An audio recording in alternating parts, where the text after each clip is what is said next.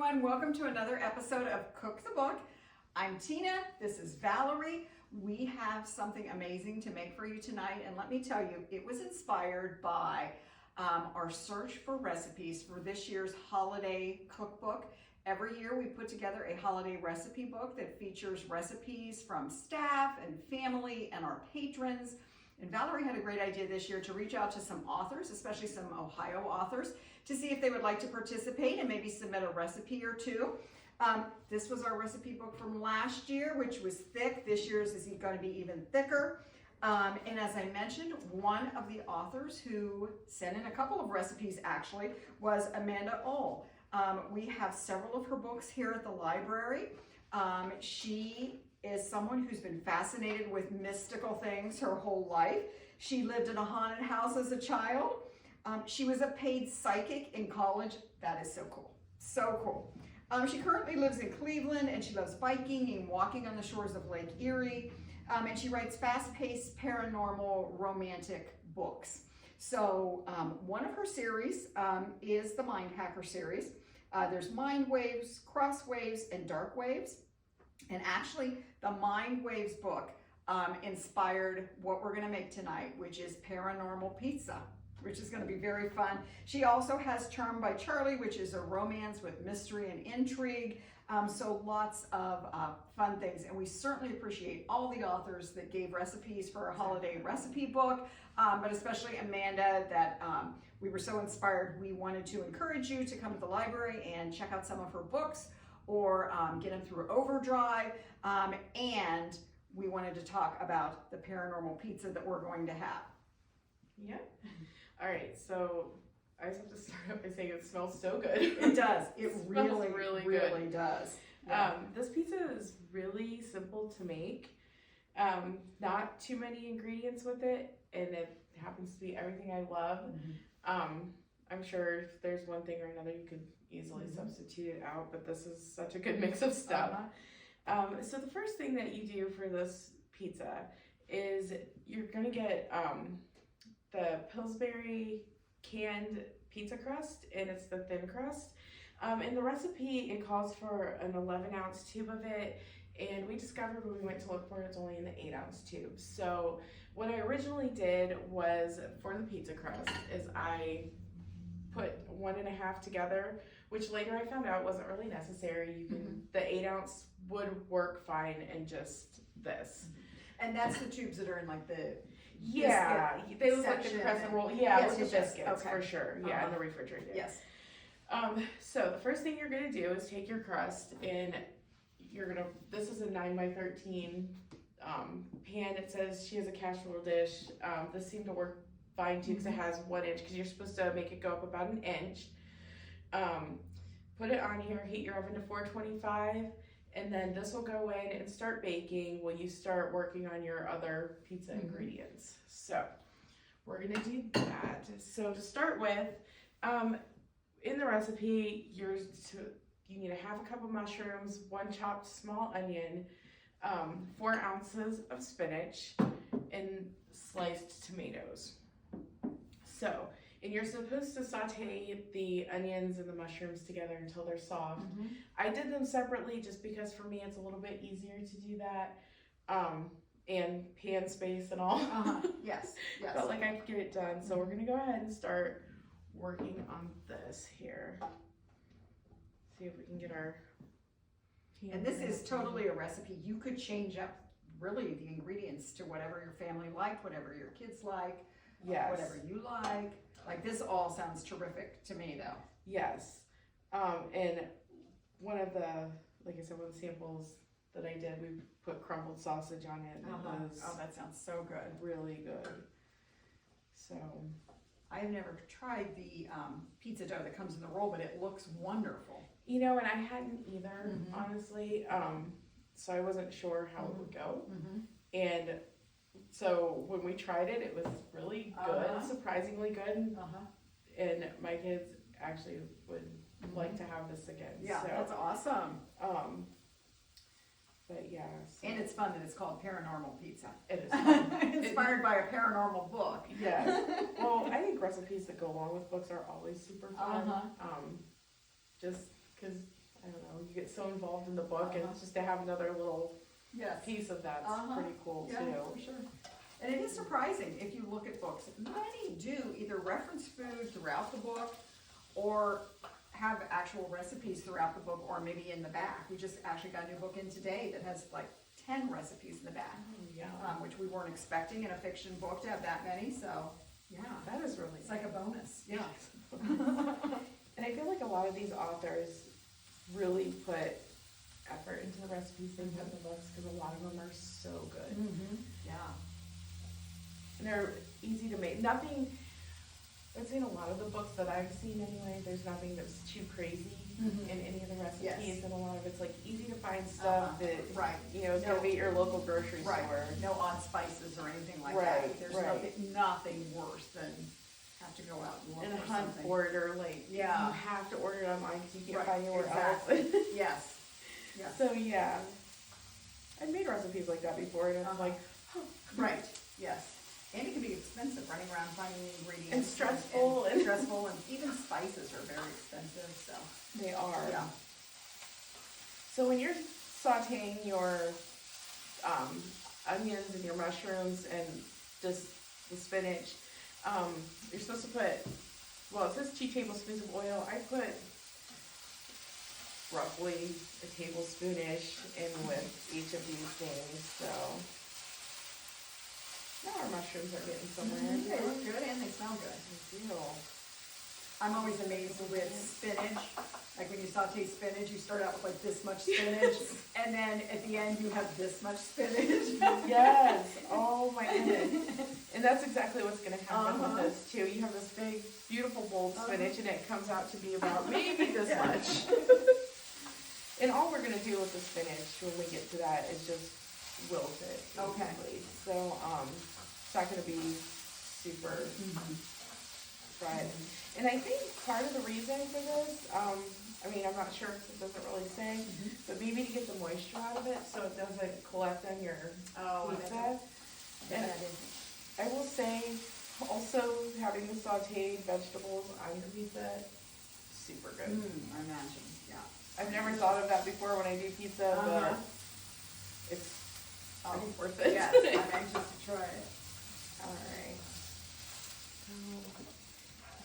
And I have just been putting these kind of back in their dish until I'm ready for them. And you'll do the onions next? Yes. And the onions, when I do the onions, because the pan's all nice and warmed up, it doesn't seem to take very long to do. So that's good. Yeah, this is actually a very kind of quick recipe.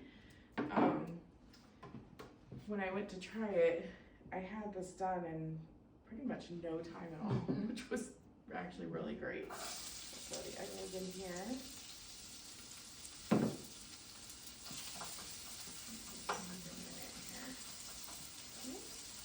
And I see we've got the red sauce to put on it, but I bet that's the thing too, that if you wanted to do like a white sauce, Oh we yeah, can do that, or. right. And I would think even with paranormal, using white sauce would be. Oh, yeah, very good, yeah. Pretty good. Yeah. But yeah, these saute really quickly, so that's nice. Oh,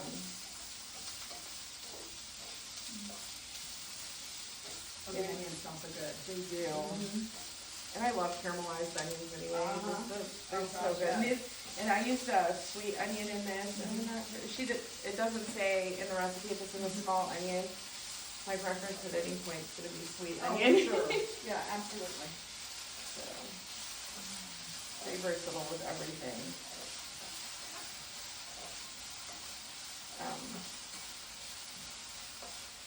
But yeah, especially with the pizza sauce, you could probably even make your own if you had your own recipe. That would be whatever you wanted to use. Oh, yeah. Yeah, I was really surprised at how easy this recipe was and yeah. how quick. So really, if you wanted a quick dinner, this would be great to do. Yes, yeah.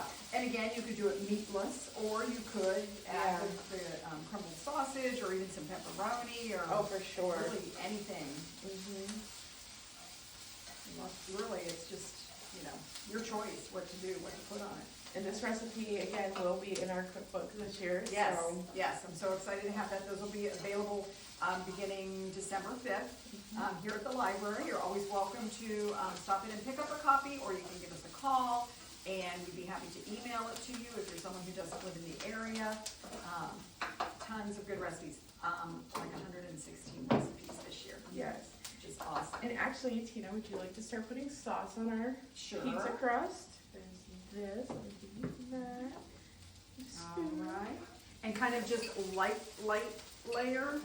I do a light layer because I don't like a lot of sauce, Okay. but I would say you can, however Okay. best, however you like it. Okay. Our whole, I'm kind of like you. I don't like it real kind of drippy. yeah, our whole family's pretty much a light sauce Mhm. kind of family. This would be a really fun thing to make if you have kids who want to be involved, or if they have friends over. This would be something they could totally be involved in helping you do with the different steps. Absolutely. Of course, depending on the age, you may need to help with, the stovetop stuff, but Yeah. beyond that, they can do it however they want. Oh yeah, it would With definitely toppings, be. could do like a topping bar. Oh, that would be Each person fun. could do like their own like half pan. Yeah, that would be fun.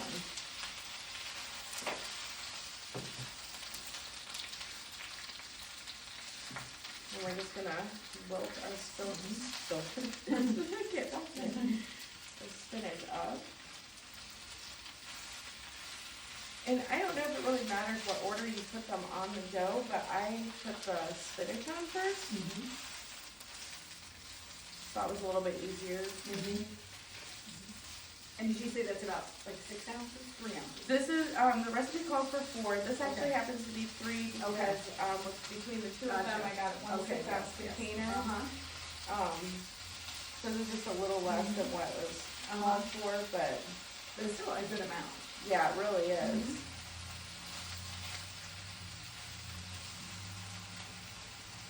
Turn our burner off here. I'd say that's just about perfect. Perfect. Okay.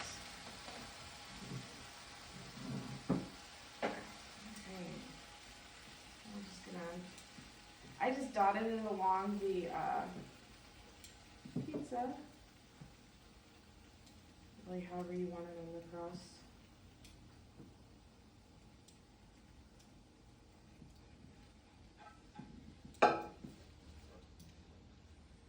In all honesty, with the spinach on it, the other sauteed veggies, it really kind of looks like something you would get at California Pizza Kitchen. It really Like, does. it looks high end. Yeah, and I was thinking you could even use like a marinara sauce on yeah. it too, which would Uh-huh. probably be very tasty. You can throw some, like if you use marinara, you can try put some more like extra Italian seasoning Uh-huh. on it. Yes. So let's do this. Alright, and then, well thank you. Okay, there we go. Be a little easier to see. Just throw some onions on here. And again, you can use as much as you'd like. Yeah. I personally like sauteed onions, so I just love onions in general. I do So too. good. Like I said, caramelized makes it even Uh-huh. better. Alright, so I'm just gonna use all of these here. Oh, a couple extra. Alright, and then just throw our mushrooms on there. And you could, again, with your mushrooms, use as many or as little as you'd like. The recipe calls for 1/2 cup, so that's what I used in this. And are those like the button mushroom, or what are those called? These are the baby bella mushrooms. Okay. I love those. Okay. Plus, I think they just add a little extra to your, I don't know, to color sometimes in your recipes. So kind of put them on there. And then just put mozzarella on it. Again, any kind of pizza cheese or mozzarella that you would, like to use. So you just, and I believe in the recipe, it's 1 cup, I think. Yep, 1 cup 1 shredded cup. mozzarella. So I just kind of guessed.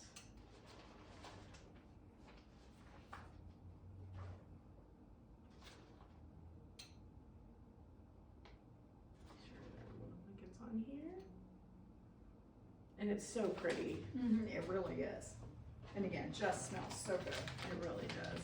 Okay, and then the last thing that we're gonna put on there is sliced tomato. I sliced mine kind of thin, just because I think it's a little bit easier going into the oven. That kind of got a little bit thicker, but yeah, and then you just put them however you like on here. But all these flavors together are just so good.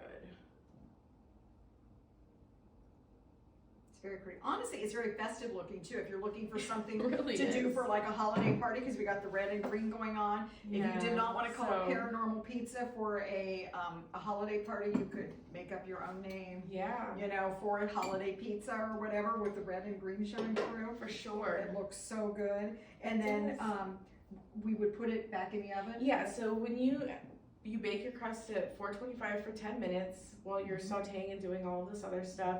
And then you put your pizza together, you take it out, put your pizza together, and leave your oven on once you take it out. Because your oven's at 425. And then when it's all put together, you put it back in for another 10 minutes. Okay. Oh my gosh, and as you can see, here's the finished one that Valerie did earlier. It looks so good. And again, thank you so much to Amanda Uhl for sharing her Paranormal Pizza recipe with us. Be sure to look for her books on Amazon or here at the library or at your library or on Overdrive. You probably would really enjoy them. And be on the lookout for our holiday recipe book coming soon from the library. We'll see you next time.